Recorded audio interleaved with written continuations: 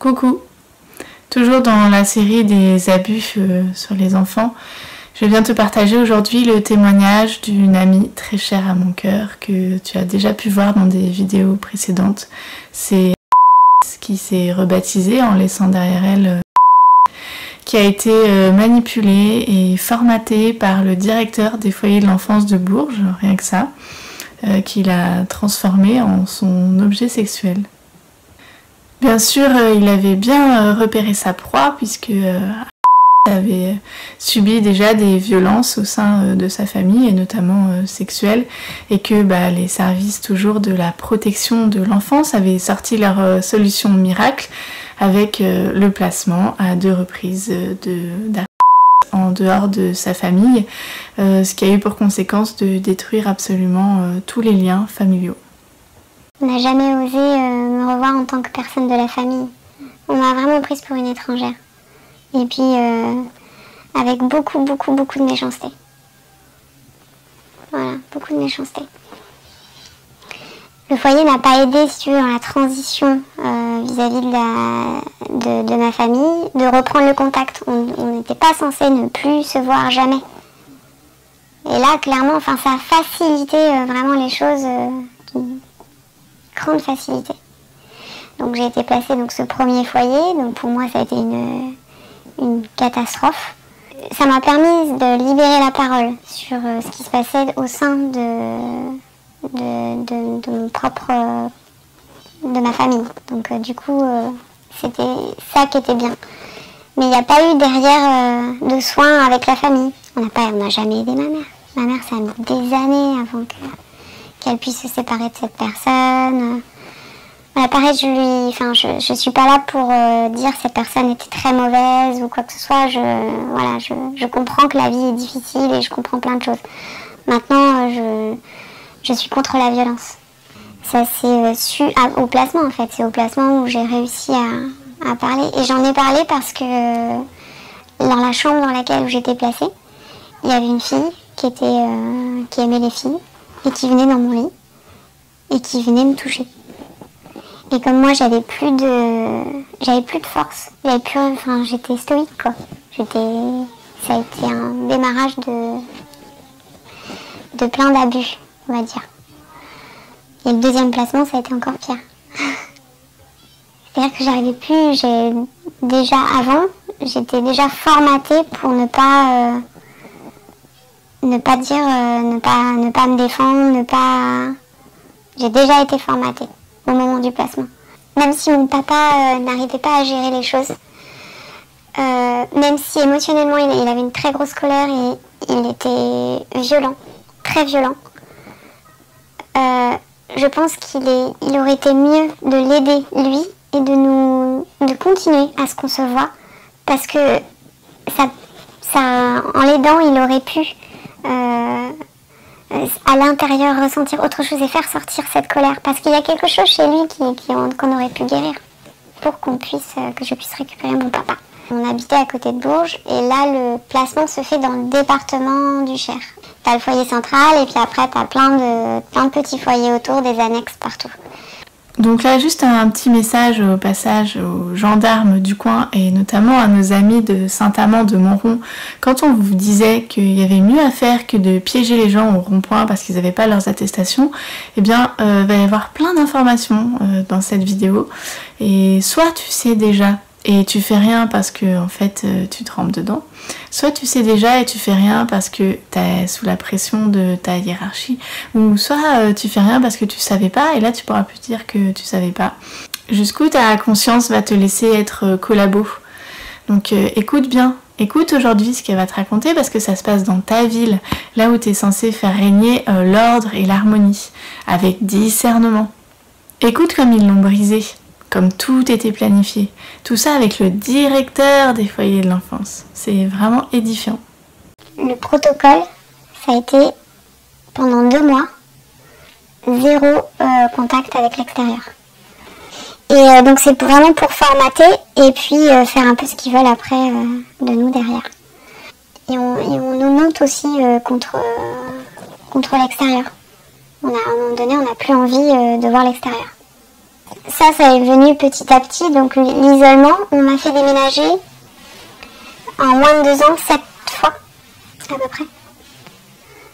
Donc j'ai pas eu le temps de m'installer quelque part, qu'il fallait déjà que je reparte de l'autre côté. Je repartais, j'étais à Vierzon, j'étais à Saint-Amand-Moron, je suis revenue sur Bourges, je suis repartie. Enfin, voilà, j'ai eu des appartements, j'en ai pas eu. Enfin, c'était vraiment 7 fois de 7 déménagements qui ont servi à pas grand-chose, si ce n'est me déstabiliser et me faire en sorte que je n'ai pas de vie sociale au quotidien, d'attachement.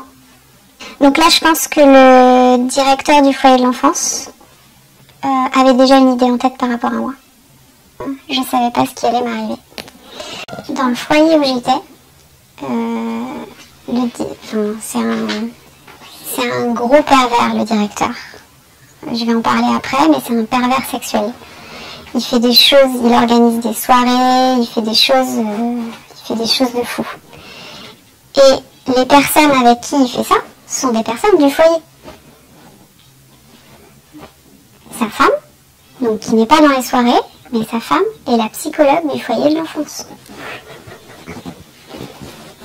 Tous les gens qui travaillent là-bas, pour beaucoup, sont dans les soirées, font des choses avec lui, et s'ils font pas, eh ben, il faut juste qu'ils la ferment, sinon ils sont menacés.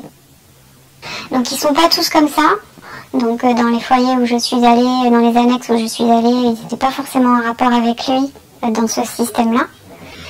Et là où j'ai rencontré le plus d'humains, une humaine, ça a été donc à Bourges, une personne qui s'occupait de moi, je me rappelle plus du tout de son prénom. J'ai des problèmes de mémoire à ce niveau-là. Elle avait les cheveux longs et je me rappellerai parce qu'elle était humaine, elle me parlait vraiment humainement. Vraiment humainement. Elle était sensible mais tellement sensible qu'elle est devenue plus mon éducateur parce que trop sensible et que elle avait parlé d'elle. Et lors d'une réunion avec le directeur, j'en ai parlé, mais sans aucun mal, voilà, j'en ai parlé.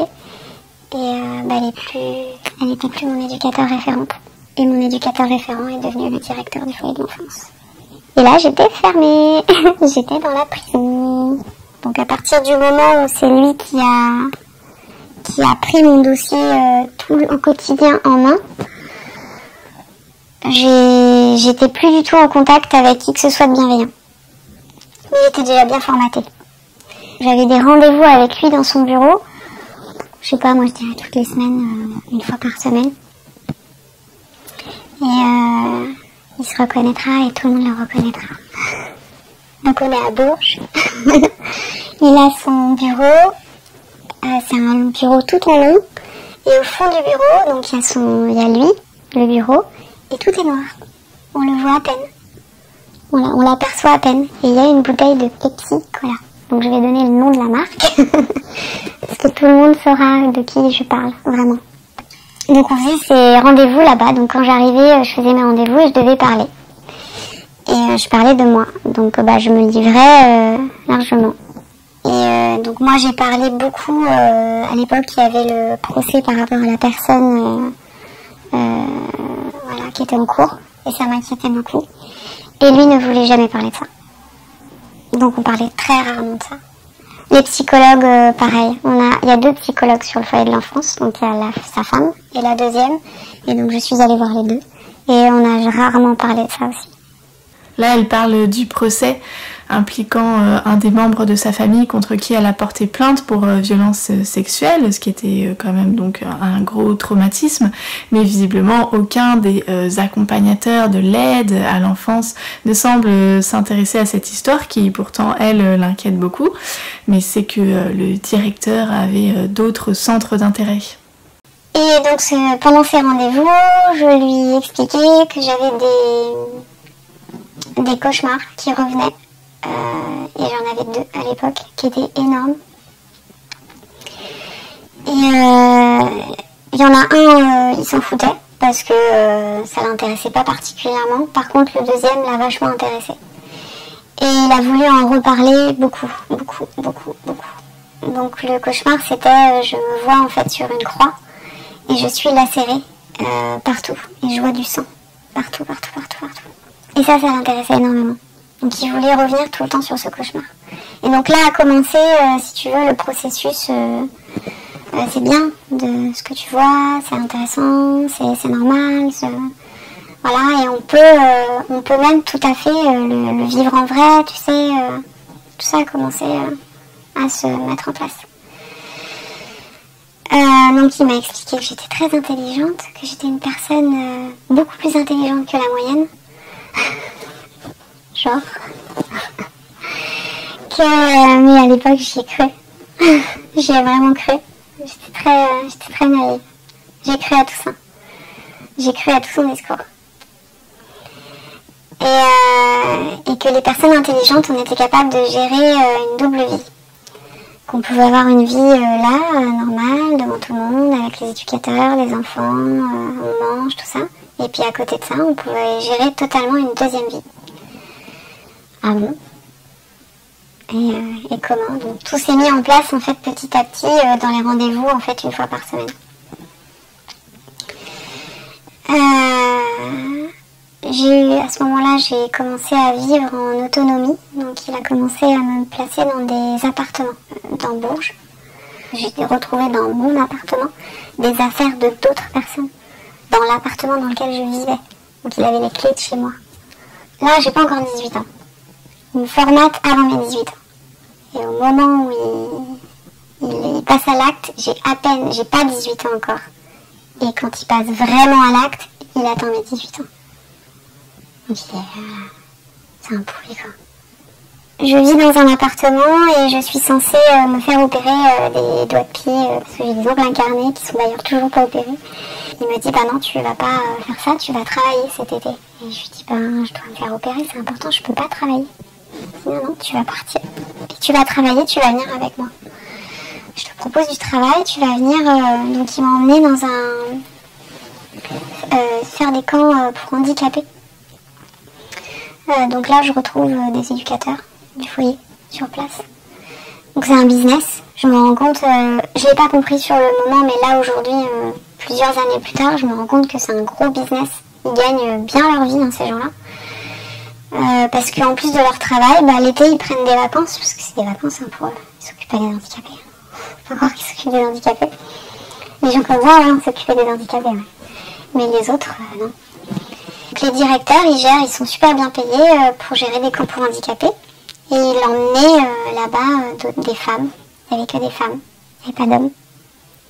Que des femmes. Donc j'ai trouvé ça un peu bizarre, mais voilà. Et c'est que des hommes. C'est que des directeurs qui dirigent les camps, parce qu'il y en a d'autres, hein, on se rejoint de temps en temps. C'est que des hommes qui dirigent les camps. Et c'est que des femmes qui sont là pour s'occuper. Donc pendant ce camp, donc j'y vais, parce que je suis un peu obligée, puis je comprends pas trop, et puis moi je me laisse un peu guider par le truc. Depuis petite, je suis je suis formatée par le masculin qui me dit on fait un peu ce qu'on veut de toi. M'emmener là-bas, c'était un piège. Je le sais. Et donc il a continué ses rendez-vous et là, dans le couloir, il a commencé à mettre sa main dans ma culotte. Voilà. Donc ça a été la première fois que monsieur a osé me toucher. Donc il a fait un test ce jour-là. Il a testé pour voir si ça passait ou si ça passait pas. C'est passé, j'ai rien dit. Et en fait, je me suis retrouvée ce jour-là dans le même corps et la même manière que toutes les fois d'avant, tout ce que j'avais vécu avant. Toutes les fois où j'ai senti en fait qu'on prenait mon corps. Là, j'ai le corps qui tremble. Ça fait 15 minutes qu'il tremble.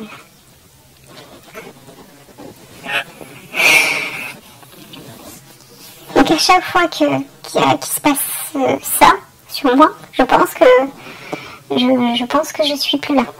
Je pense que je m'en vais. Je pense que je laisse le corps à la personne. Et c'est ce qui s'est passé. Donc clairement, je peux pas dire non. J'y arrive pas, je suis pas là. Voilà, à ce stade, on peut prendre une grande respiration et faire une petite pause dans ce récit qui ne va pas aller en s'arrangeant. Il m'a proposé d'habiter chez lui. Donc, pour avoir une vie de famille avec sa femme, dans une maison, j'aurais ma chambre.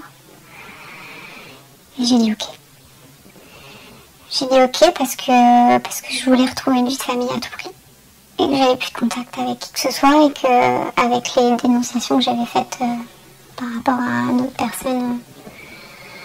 personne et le procès qui avait eu lieu, je savais que j'aurais plus de contact avec ma famille. J'ai compris en fait. Et puis que le foyer allait pas m'aider à en avoir. Donc c'était soit j'allais chez lui, soit je restais toute seule et que je savais que si je restais toute seule, j'avais trop peur de mourir. Je m'imaginais me suicider tout le temps. Tout le temps. Je voyais noir, vraiment très noir. Donc j'ai habité chez lui, j'avais une chambre. J'étais très contente d'avoir une chambre qui était en face de la sienne.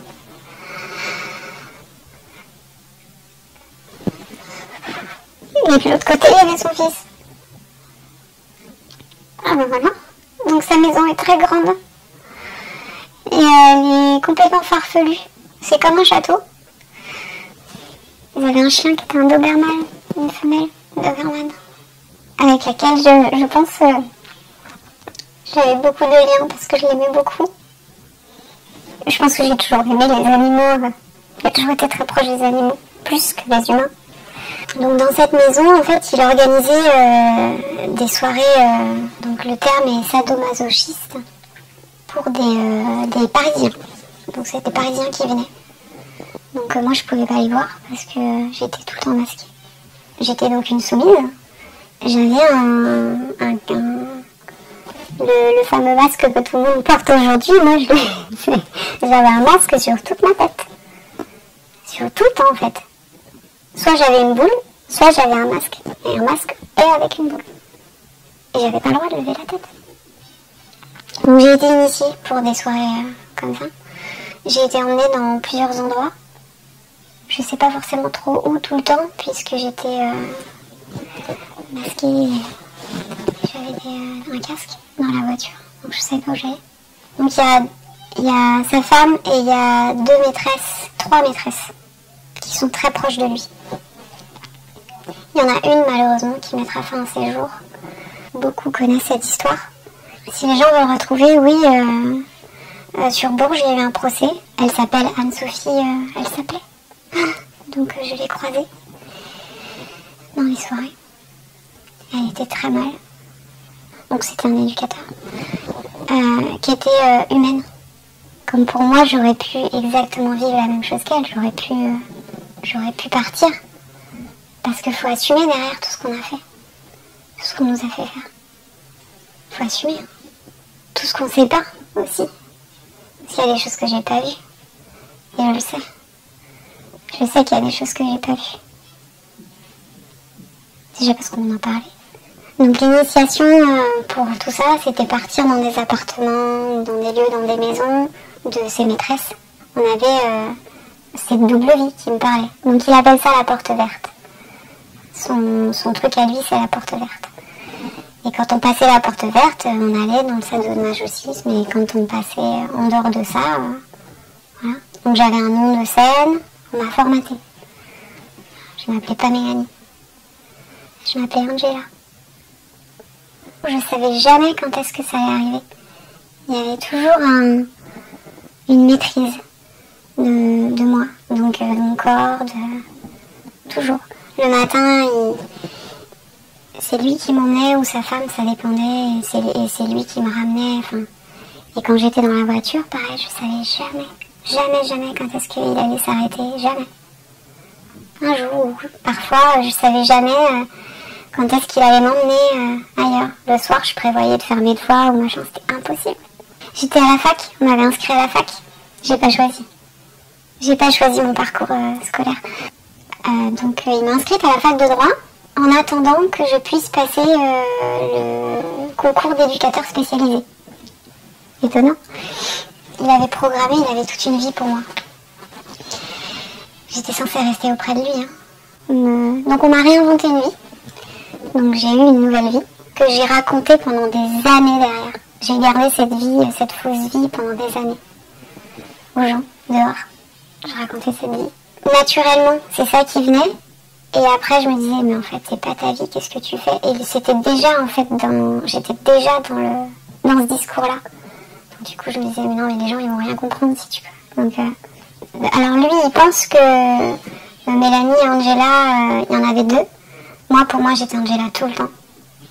Parce que j'arrivais pas à faire switch, Angela et machin et nanana.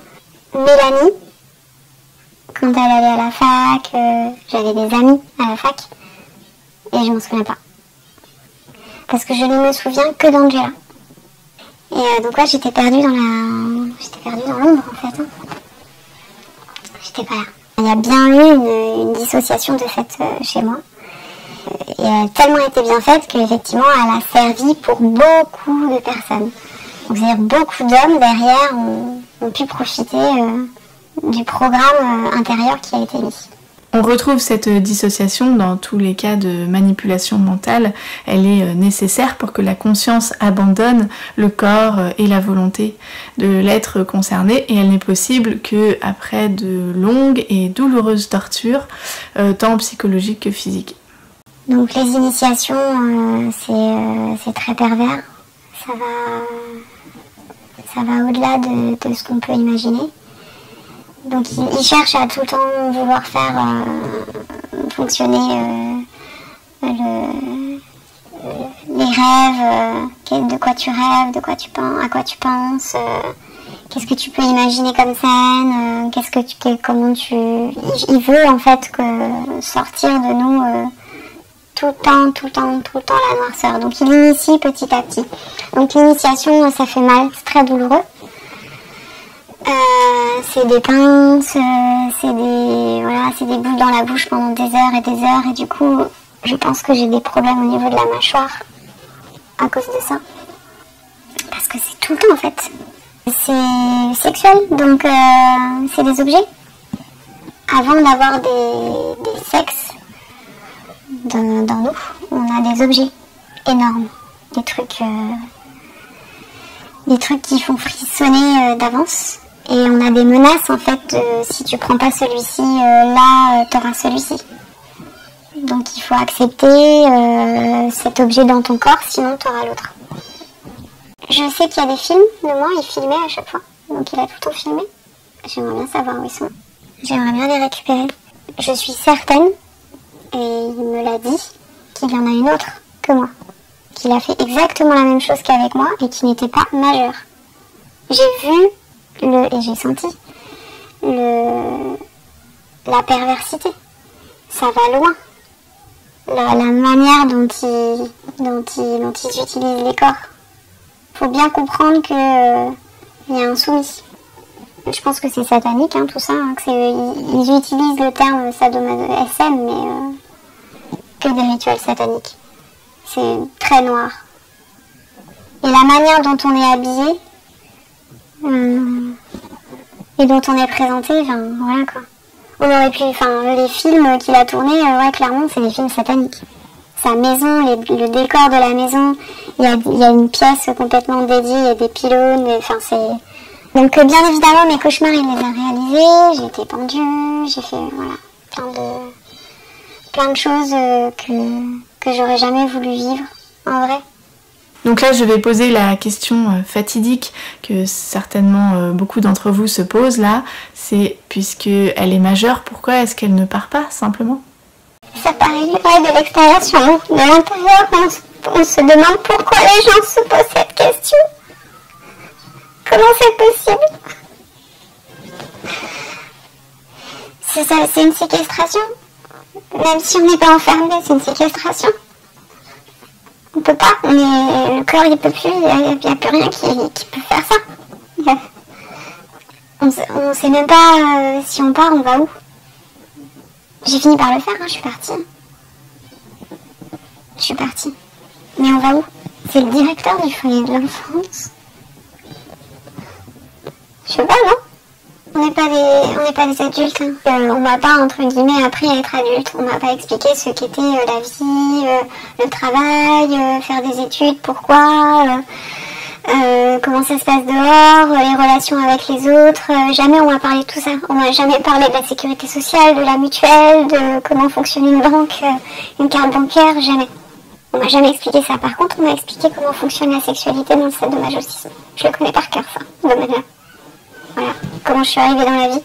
Un objet qui, on peut pas, on n'arrive pas à... On peut pas, on sait pas faire. On sait pas. Et c'est petit à petit. Il mange petit à petit la personne et elle est plus là. Hein. J'étais pas là. Donc il a fait ce qu'il a voulu. Ils ont fait ce qui c'était plus dur. Il y a lui et toutes ses copines. Je pense que des prélèvements comme ça sur des enfants comme ça, c'est extrêmement simple pour eux. Donc moi, au moment où il m'a placée dans l'appartement, il me déclare dans l'appartement, il dit que je suis dans cet appartement, donc sur mon dossier du foyer de l'enfance, on voit que je suis dans l'appartement. Donc l'État pense que je suis dans l'appartement, l'État pense que je suis des études que j'ai choisies. Et ces appartements ne servent pas pour les enfants. Ils mettent qui ils veulent dedans. Leurs enfants, leurs propres enfants, enfin c'est des appartements qui sont très bien placés dans des villes, voilà, à Bourges, là, les appartements sont super bien placés. L'État paye ça. Petite précision, tu payes ça. L'État, c'est toi. Et nous tous, tant qu'on consent à jouer à ce jeu de Monopoly, hein, donc qu'on soit bien clair là-dessus, c'est l'argent public qui finance ces mafias et puis toutes ces petites magouilles-là. Et moi, je vis chez lui, et lui va dans l'appartement dans lequel je suis censée être pour aller faire ses sauteries avec d'autres personnes. T'as l'institution même, donc t'as le gros foyer. Après, t'as des annexes, donc des espèces de maisons, dans lesquelles t'as des appartements, ça s'appelle le semi-indépendant. Donc tu commences à apprendre à être indépendant. Après, tu as l'appartement complètement indépendant. Il n'y a absolument personne, tu es indépendant. Mais par contre, ce que je ne savais pas, c'est qu'effectivement, ils ont les clés et ils peuvent rentrer quand ils veulent. Quoi. Et je pense que c'est un business beaucoup plus lucratif qu'on peut même l'imaginer. Ce monsieur, il était d'ailleurs directeur du foyer de l'enfance, c'est très bien payé puisqu'il avait une magnifique maison. J'en ai jamais vu des comme ça, aussi grandes, aussi belles à l'intérieur, avec une cave et tout, c'était super, un très grand jardin, plusieurs voitures. Et surtout, en fait, il avait accès à plusieurs endroits. Donc les appartements, il y a des appartements, je les ai vus, ils ont toujours été vides. Il n'y a jamais eu d'enfant dedans. Donc je vois pas pourquoi il y a des appartements qui restent vides. Alors qu'il y a tant de personnes dehors, quoi, qui vivent dehors. Donc oui, c'est un business. Plus on reste dedans, effectivement, et plus il gagne sur nos dossiers. Quel était l'intérêt de continuer à me garder comme ça? Et comment c'est possible, du coup, moi, à partir de mes 18 ans, comme il a commencé à faire des soirées avec moi, et c'était que des éducateurs qui nous entouraient. Il n'y avait pas des personnes de l'extérieur. Toutes les personnes qui pratiquaient les soirées, les sadomasochisme, c'était tous des éducateurs du foyer. De plusieurs foyers. De jeunes enfants, des assistantes maternelles, Comment ça se fait que ces personnes-là, me connaissant, que sa femme, elle se doutait, même si elle ne participait pas aux soirées, elle se doutait, je sais qu'elle se doutait. Comment ces personnes-là se taisent, ne disent rien? Il se passe rien. Comment cette personne, cette éducatrice qui a fini par mettre fin à ses jours, ses parents portent plainte. Il y a une trentaine de personnes qui se rallient à ses parents et au fur et à mesure, ah bah non, il n'y a plus personne. Comment c'est possible? Qui leur met la pression? Moi je peux répondre à la question parce que j'ai eu la pression. Moi si je parlais, on me tuait. Voilà ce qu'on m'a dit. On brûle ta maison si tu parles. Malgré les menaces, elle arrive à s'éloigner, puis à partir. Donc comment je suis sortie de chez lui? J'ai demandé. J'ai demandé du fond du cœur, est-ce que c'est possible que je revienne dans un appartement? Je veux plus vivre ici, j'ai envie de vivre en autonomie. Voilà. Et la demande a été acceptée. Donc pas comme ça. En fait, il a continué à venir me visiter une fois par semaine. Donc il a continué à faire son truc. Et puis au bout d'un moment, il commençait à moins venir, à être moins présent. Et j'ai fini par déménager dans un autre appartement, donc j'ai pas arrêté de déménager. Et celui-ci, il venait vraiment beaucoup moins. Et je pense que c'est à ce moment-là que Anne-Sophie elle est partie. Qu'elle s'est donnée, qu'elle a mis fin à sa vie. Et il a commencé à me faire écrire des documents. Donc il me dictait et je devais écrire que j'étais consentante, que j'étais d'accord. Donc il a plein de documents d'écrits de ma part, comme ça, qui sortent de je sais pas trop d'où, et comme si la personne allait écrire d'elle-même, je suis d'accord. Il s'est protégé, et sous la menace. Donc la menace, c'est la porte verte, on n'en parle pas, sinon on brûle ta maison.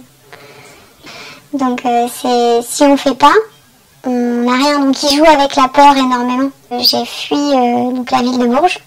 Quelque chose me dit, va sur Paris et va voir. Donc je me dis à personne, je préviens pas, je prends un billet de train, je prépare un peu mon appartement comme si j'allais jamais revenir. Je pars, et en fait je pars définitivement. Donc je trouve en une journée un travail. Donc dans ce travail on me dit il y a possibilité d'avoir un appartement là-bas si tu veux, il n'y a pas de souci. Toutes les portes se sont ouvertes. Ça a été une fuite-ouverture. Mais clairement j'ai fui. Et totalement par hasard, dans la rue, en sortant du travail, je croise le directeur du foyer de l'enfance que je n'avais pas vu depuis des années. Donc à l'époque je le vouvoyais. J'avais interdiction de le tutoyer, c'était quelque chose de très... je voyais sa femme et tout ça, c'était très... Et là, naturellement, je le tutoie. Il y a quelque chose de dépassé. Donc je sens en moi, voilà, et je me dis, qu'est-ce que je fais? Et je me suis dit, faut que tu parles. Faut que tu parles avec lui, faut que tu regardes, faut que tu vois, qu'est-ce qui se passe. Donc il m'emmène dans un endroit où il y avait l'appartement, justement, où j'ai pratiquement jamais habité dedans, mais lui, il faisait des trucs dedans. Et je vois, en fait, parce que je connais bien, qu'il est sous médicaments. Parce qu'il n'est pas très... Voilà, il n'est pas... Et je me dis, tiens, il y a un truc qui va pas, c'est bizarre. Et il m'explique que ça va pas tellement bien dans sa vie, qu'il y a eu une plainte contre lui, qu'il comprend pas, donc il me demande des nouvelles de moi, comment je vais, qu'il a beaucoup pensé à moi. Il est très mielleux. Il me dit, ah, tu pourras aller voir mon fils, et je pense qu'il l'apprendra par cette vidéo s'il la voit, que son tout premier rapport sexuel a été commandité par son papa. Et que son papa me l'a demandé. Voilà. Donc c'est la perversité du monsieur. Donc je finis par accepter un rendez-vous, pas chez lui, mais chez une assistante maternelle, donc une de ses maîtresses que je connaissais de l'époque. Et donc je découvre une assistante maternelle avec des enfants, une maison, et lui à l'intérieur. Et je me suis dit, mais qu'est-ce qu'il fait dans un endroit? Donc il y a son fils qui est présent, donc je pense que son fils est là pour me rassurer. En fait, il attire la proie. Et je vois le mécanisme qui se met en place. Donc cette fois-ci, je suis sur ce deuxième rendez-vous, je suis totalement éveillée et je vois ce qu'il fait. Donc je suis contente parce que je vois et je me sens en sécurité à l'intérieur de moi et j'observe. Et je vois en fait pour la première fois tout ce qu'il fait.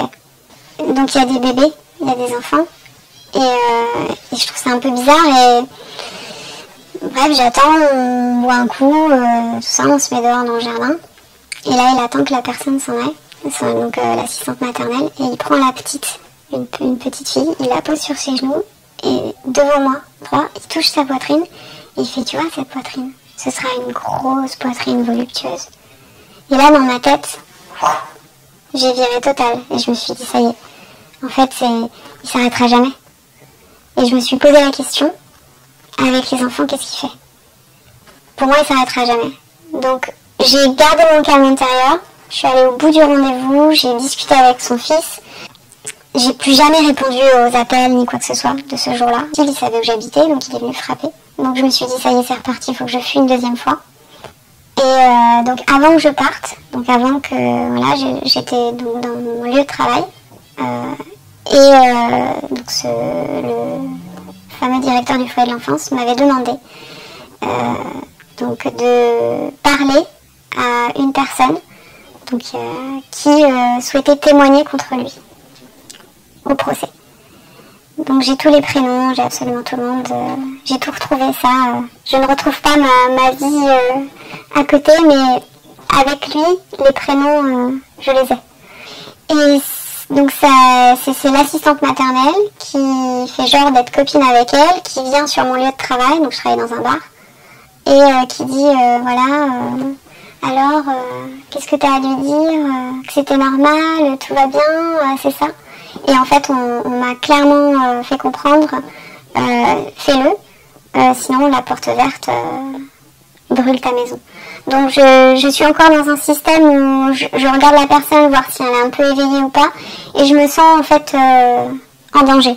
Donc je glisse encore, j'acquiesce sur ce qu'on me demande de faire, et je finis par fuir à nouveau. Donc sur Paris, donc je rentre sur Paris, appartement, sur cette deuxième entrevue où on s'est vu pour la deuxième fois, il prévoyait de m'emmener avec lui dans le sud. Donc il aurait aimé que je sois avec son fils, que je reprenne quelque chose avec son fils, un bureau de tabac, à hier exactement. Je donne des détails comme ça à sa femme, si elle se pose des questions encore, elle pourra savoir qu'elle s'en posera plus. Et le programme c'était de me brancher avec une personne âgée, fortunée, pour que je me marie avec et que je puisse récupérer sa fortune et qu'on puisse continuer à organiser des soirées sadomasochistes pour plein de personnes là-bas. Voilà quel était le programme. L'intérêt c'était aussi de me garder dans sa vie, de m'utiliser en objet sexuel toute ma vie, quoi. C'était son objectif. Donc je pense que ça va bien plus loin que ce que moi j'ai vécu. Et je pense aussi qu'ils se protègent les uns les autres. Donc je peux affirmer autre chose, c'est que l'avocat qui m'a défendu dans mon procès à moi, qui était l'avocat du foyer de l'enfance, était son avocat à lui dans son affaire contre donc les parents de la personne qui a mis fin à ses jours. Surtout que c'est un avocat qui, pour ma part, s'est pas présenté lors du procès. Donc il a gagné certainement plein de sous, mais il s'est pas présenté. Il a été mon avocat, mais il s'est pas présenté. Donc c'est quelqu'un d'autre qui est venu. Et j'aimerais beaucoup aussi, je recherche à être mise en contact avec les parents d'Anne-Sophie. Je voulais simplement leur dire que j'ai essayé de témoigner. Et que quand j'ai appris qu'ils avaient porté plainte, et ben, j'ai voulu me rallier et j'ai un courrier que j'ai envoyé à l'avocate au moment de l'appel, et l'avocate ne m'a jamais répondu parce que pour moi il l'a poussé. La plainte des parents a quand même donné quelque chose dans le sens où il n'est plus directeur. Par contre, qu'est-ce qu'il fait, je sais pas. Alors j'ai essayé de le retrouver parce que j'avais très envie d'aller lui parler et de lui dire mais ces 4 vérités. L'une de ses maîtresses est toujours assistante maternelle. Et la deuxième, elle est toujours éducatrice. Et sa femme, elle est toujours psychologue. Donc sa femme, elle est toujours du côté de Bourges. Ça, je le sais. J'ai fait des recherches. J'ai pas porté plainte contre elle. J'ai porté plainte contre lui et contre 2 femmes. Et ma plainte n'a pas abouti. Il y a prescription.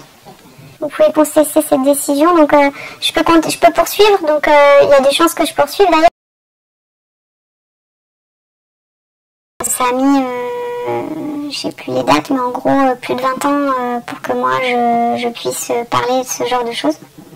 Enfin, j'ai voulu en parler avant, mais personne ne me croyait, j'ai été insultée, j'ai été... pendant plus de 20 ans, j'ai vomi, donc j'ai fait de la boulimie. J'ai vomi cette histoire. Je n'ai jamais, et je le dis, je n'ai jamais eu un rapport sexuel normal. Jamais. Jamais, jamais, jamais. Ça m'est jamais arrivé. J'ai toujours donné mon corps. J'ai un enfant. Mon bonheur. Notre bonheur. Et ça a été une énorme étape. Une énorme étape. Mais je crois la plus grosse étape de ma vie, ça a été ça. Et je crois qu'elle est arrivée aussi pour démarrer un soin pour moi sur ça. Mais être enceinte, avoir le rapport pour avoir l'enfant, être enceinte et accoucher, ça a été... le plus gros des parcours. Voilà. L'accompagnement aussi autour de ça a été difficile parce que d'en parler, on est tout de suite jugé. Enfin, ça fait à peu près à peine 4 ans. À peine 4 ans que j'ai réalisé que mon corps, je devais en prendre soin. Avant, je le dis, je me prostituais. Je ne me faisais pas payer, mais je me prostituais. J'ai été formatée à la prostitution, on m'a appris à me prostituer, on m'a appris à être un objet sexuel, mais de A à Z. Et j'étais dans un schéma. Voilà. Et j'ai vécu dans ce schéma-là pendant des années. J'ai rencontré une personne qui est mon double, qui est moi, mais en garçon. Également été au niveau intérieur, on appelle ça flamme jumelle, tout un tas de noms qu'on peut donner. On s'est fréquentés pendant 1 an, on s'est rejoints là pour nos 2 vies. Et c'est cette rencontre-là qui a fait que j'ai arrêté de vomir, que j'ai arrêté et que je me suis rendu compte que j'étais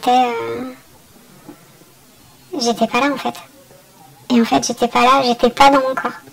Et donc voilà, chamanisme, naturopathe, jeûne, les jeûnes thérapeutiques. Les jeûnes m'ont sauvée.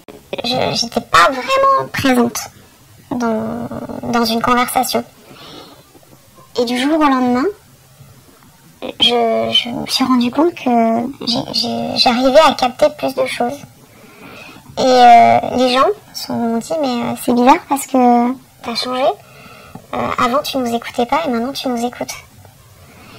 Et je savais pas que j'écoutais pas. J'étais persuadée que j'écoutais les gens.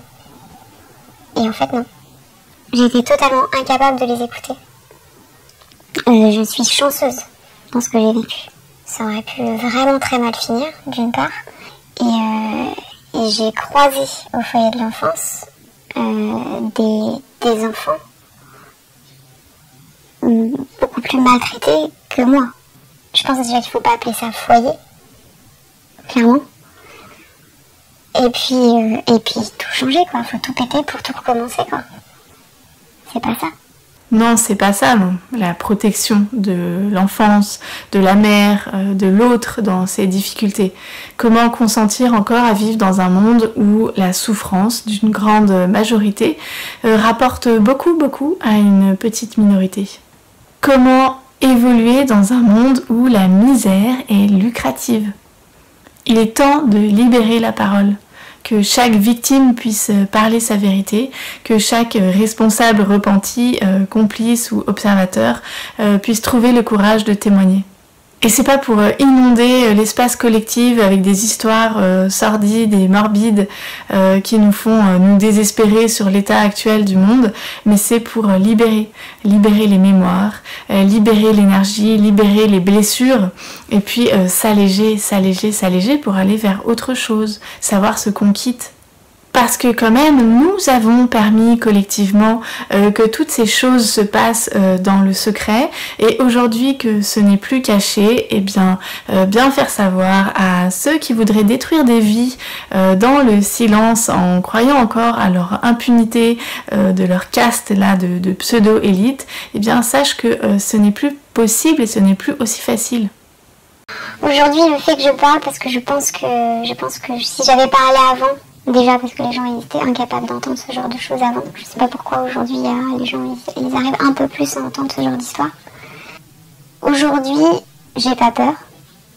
Et je pense que tout le monde, ils vont tous, absolument tous tomber. Je pense que c'est le moment. Et que lui et tous ceux qui les entourent, ils vont tous tomber. Ils pourront plus rien faire. Puisses-tu avoir raison, cher ami. Cette femme est un vrai rayon de soleil, tellement pleine d'amour. J'ai reçu une telle leçon en la rencontrant. Ce sourire après toutes ces horreurs qu'elle a traversées, c'était vraiment un très grand apprentissage pour moi. La flamme de vie est toujours restée à l'intérieur.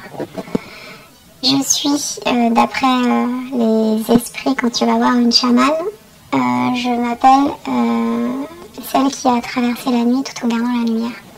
La vie est vraiment plus forte, l'amour est vraiment plus fort. Donc c'est aussi un message pour tous les parents de victimes, de pouvoir dire que c'est possible en fait, que l'étincelle à l'intérieur, si on veut, si on l'alimente, si on reste quelque part connecté avec la grande conscience, même une part infime, eh bien la vie est toujours plus forte et vaincra. Et comment fait-on pour se relever encore et toujours dans ce monde parfois un peu fou? J'ai appris, de par mon expérience de vie, que la peur n'est pas la solution. Que plus on a peur, plus on s'enferme. Et moins on est libre de vivre sa propre vie et son chemin, en fait, la réalisation de soi. Et quand on enlève la peur, qui sert absolument à rien au final, et ça va super bien dans la vie. Les choses avancent, petit à petit, mais elles avancent. Mais j'avoue que c'est petit à petit. C'est pas du jour au lendemain, parce que quand on a vécu tout ça et quand on a un gros chemin, et je pense qu'on est beaucoup à avoir un gros chemin, c'est pas parce que j'ai vécu ça que je suis plus triste que les autres ou je mérite plus d'attention ou quoi que ce soit, bien au contraire. Je pense qu'on a tous, absolument tous, souffert dans ce système-là. Et d'avoir peur de comment ça va se passer dans le futur, si je fais pas ci ou si je fais pas ça, ça sert à rien. Voilà. Et depuis que j'ai commencé à écouter mon cœur, ça va beaucoup mieux dans ma vie. Je dirais même que c'est un rayon de soleil dans ma vie, un très gros rayon de soleil. Aujourd'hui, je le dis, je suis heureuse et épanouie. Je vis des choses absolument magnifiques. J'en apprends tellement tous les jours. Parce que je suis passée par des phases de libération, de beaucoup de phases qui sont magnifiques. Faut pas avoir peur. S'écouter soi. Ouais, merci. Elle a traversé les ténèbres pour elle-même, pour son évolution d'âme, mais aussi pour nous tous. Et elle en revient pour nous raconter. Et aujourd'hui, sa réponse est la même que la mienne, souveraineté. Souveraineté absolue. Sécession, le pouvoir de notre consentement, la responsabilité de notre consentement. À quoi est-ce que je consens chaque jour? Dans quel jeu est-ce que je joue? Avec quelles règles? Qu'est-ce que je permets? Qu'est-ce qui est possible dans ma réalité individuelle et dans notre réalité collective par mes décisions et mes actions? Cette société commerciale hautement lucrative qu'est la République française n'a aucune légitimité à venir fouiner dans nos vies pour nous détruire, nous isoler. Je reviendrai dans une prochaine vidéo avec ma vision et les solutions que j'entrevois, puisque pour l'instant j'ai partagé le plus fidèlement possible les histoires que je reçois, mais j'ai aussi ma vision et mon avis sur la chose. En attendant, je te remercie pour ta confiance et ton courage d'être venu témoigner. Je te fais des très gros bisous au passage. T'es vraiment une grande lumière dans l'obscurité. Je nous aime tous très fort et je vous fais des gros bisous. Et je voulais revenir sur quelques points importants pour moi à rajouter. Je voulais préciser que je suis pas dans la haine, pas du tout. J'encourage tout le monde à parler, à continuer à parler.